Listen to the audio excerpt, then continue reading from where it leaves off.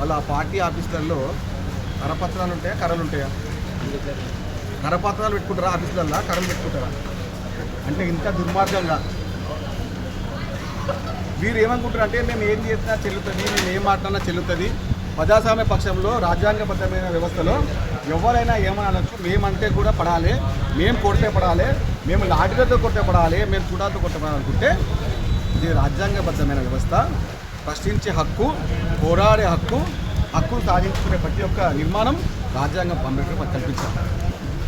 ధర్నా చేయొచ్చు, కానీ మేము రాళ్లతో కొడతాము, మేము కత్తులతో దాడి చేస్తామంటే మీకు మీలాంటి చెత్త నాయకత్వానికి ప్రజలు బుద్ధి చెప్తారు. ఒక మీడియా ప్రతినిధి దారుణంగా దాడి చేసి, నాకు తెలిసిన రీసెంట్ వాళ్ళ పాపను బాబు పుట్టారంట. ఏమైనా అయిపోతే ఎవరు? తీవ్రంగా గాయపడిన వ్యక్తికి ఏమైనా అయిపోతే ఎవరు కారణము? అంటే అలాంటి దుర్మార్గంగా బీజేపీ అధ్యక్షుడు దాడి చేయమని చెప్తున్నారు. రామచంద్రరావు గారు మిమ్మల్ని గుర్తుపట్టరు ఎవరు, అయినా కానీ మీరు దాడి చేయండి.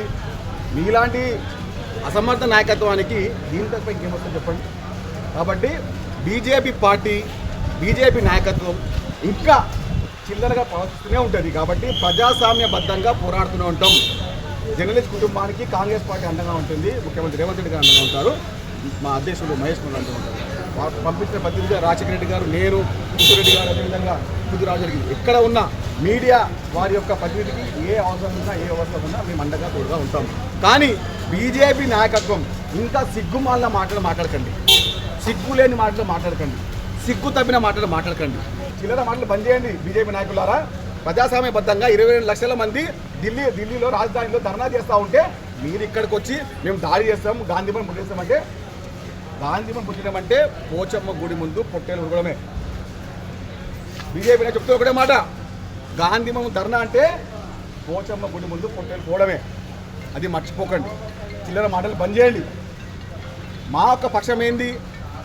ప్రతిపక్ష నాయకులు నీట్ సంబంధించిన పరీక్షలో చాలామంది కుటుంబాలు రోడ్డున పడ్డాయి, ఇబ్బందులు పడ్డాయి, చనిపోతూ ఉన్నారంటే దానికి మేము అడగొద్దా, ప్రశ్నించొద్దా, ధర్నాలు చేయొద్దా, హక్కును కాపాడొద్దా? దుర్మార్గంగా మాట్లాడుతూ ఉన్నారు. వర్గాలు దీనికి ధర్నా ఇస్తూ అంటున్నారు. 22 రోజులు మీ కళ్ళు ఏం పెట్టుకున్నారు? గాడిద పనులు దొమ్మిర్రా? దుర్మార్గంగా మాట్లాడకండి. ప్రతిపక్షంలో ఉన్నామని చెప్పి మేమే ఊకం కాదు, ప్రజాస్వామ్య పక్షం మాది, ప్రజాస్వామ్య హితమే కాంగ్రెస్ పార్టీ. కొట్లాడుతూనే ఉంటాం, పోరాడుతూనే ఉంటాం, యువజన పక్షాన్ని ఉంటూనే ఉంటాం. కూటాలని బీజేపీ అంటే బ్రిటిష్ జనతా పార్టీ అని మళ్ళీ నిరూపించుకున్నారు. కాంగ్రెస్ పార్టీ గాంధేయ పార్టీ, గాంధేయ వాదమిక పార్టీ. ఎన్ని తూటాలు వచ్చినా, ఎన్ని కర్రలు మాపై ఎదిగినా యువత పక్షానే మేము పోరాడుతూ ఉంటాం.